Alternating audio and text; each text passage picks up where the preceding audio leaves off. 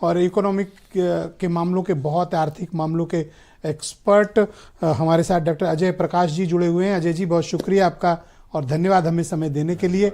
मैं आपसे जानना चाहता हूं कि ट्रम्प मीन्स बिजनेस, ऐसा अमेरिका के लोग कहते हैं, ऐसा बड़े बड़े जो जियांट्स हैं, जो भी बड़े व्यापारिक प्रतिष्ठान हैं, वो कहते हैं। आप क्या मानते हैं कि ट्रम्प के आने से अमेरिका की आंतरिक अर्थव्यवस्था और अमेरिका की जो अंतर्राष्ट्रीय अर्थव्यवस्था है उसमें किस प्रकार के परिवर्तन अपेक्षित हैं? थोड़ा सा एक परिप्रेक्ष्य में लेकर के जाऊंगा और वहां से बात को शुरू करता हूं। अमेरिका ने हमेशा ही अपने आप को एक बड़ा देश बनाने की कोशिश की है और वो तभी सिर्फ 250 सालों में एक बहुत बड़ा देश बन गया है। उसने हमेशा बिजनेस की बात करी है। अब स्थिति इस वक्त ये आ गई कि ट्रम्प को ये कहना पड़ा, मेक अमेरिका ग्रेट अगेन। लेकिन अगर हम वही 2016 में जाते हैं तो देखते हैं कि हम भी मेक इन इंडिया कह रहे थे। ब्रिटेन जो है कह रहा था मैं ब्रेक्सिट पे जाऊंगा, तो वो ब्रेक्सिट पे गया, वो भी अलग हो गया यूरोप के साथ। इसी तरीके से चाइना ने अपने आप को किसी और के साथ नहीं खोला, रशिया ने किसी और के साथ अपने आप को नहीं खोला।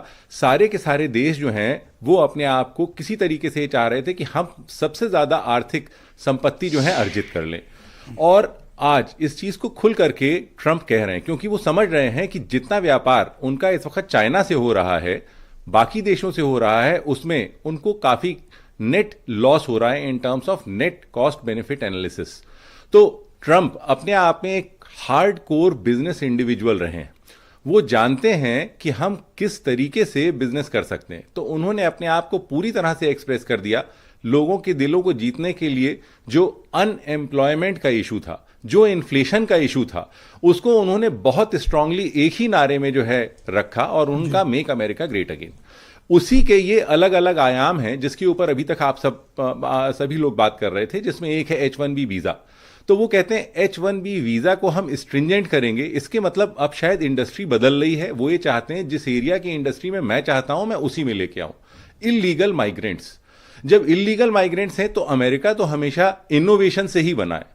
तो वो लोग जो उस फायदे को लेने के लिए चले आए थे वो इल्लीगल माइग्रेंट्स थे। तो अंदर के वो सारे लोग जिन्होंने ट्रंप को इस वक्त वोट दिया है, वो ये चाहते हैं कि हम सिर्फ उसी व्यक्ति को रखें जो अमेरिका में इस इनोवेशन की पॉलिसी को आगे बढ़ा सके। और ये मुझे हैरानी तब होती है जब मैं देखता हूं इंडियन ओरिजिन्स का बड़ा वहां पर रुतबा है। इनके जो उपराष्ट्रपति चुने गए हैं उनकी पत्नी भी इंडियन मूल की हैं। मैंने देखा CIA के डायरेक्टर भी मूल के हैं, और भी कई मैंने इंपॉर्टेंट लोगों को देखा वो ट्रंप कैबिनेट में, वो सब भारतीय मूल के हैं। विवेक रामास्वामी जी, वो सबसे ज्यादा भारतीयों का वहां पे विरोध कर रहे हैं कि ये फालतू घुसा है, जबकि खुद भी भाई साहब गए हैं। लेकिन अब ये जम गए तो सोचते हैं दूसरे वाले भाग जाएं। बिल्कुल, ये तो गलत अप्रोच है भाई। नहीं, इस पे मैं आपसे कहना चाहूंगा, ये जो कंट्री है अमेरिका, इसमें अगर आप किसी भी इंडिविजुअल से बात कर लिए जो यहां से जाता है और 5 साल या 10 साल वहां रह लेता है, उसके बाद जब आप उससे बात करेंगे तो वो कहेगा कि हम अमेरिकन हैं। वहां के ऊपर वो जो एक इंटरेस्ट है जो वो क्रिएट करते हैं, अपने प्राइड फील कराते हैं, एक प्राइड फील कराते हैं। वो कहते हैं तुम इस कंट्री के हो, और कहते हैं इस कंट्री के लिए जो कुछ कर सकते हो। तो वो हर व्यक्ति वहां पे जो रह रहा होता है। विवेक रामास्वामी का व्यवहार देख के हतप्रभ हूं।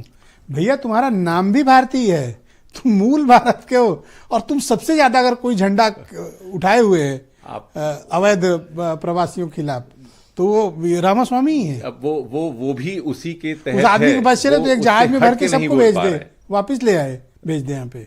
गजब ही है तो हट के नहीं बोल पा। भारत को शायद करना ये पड़ेगा इसमें।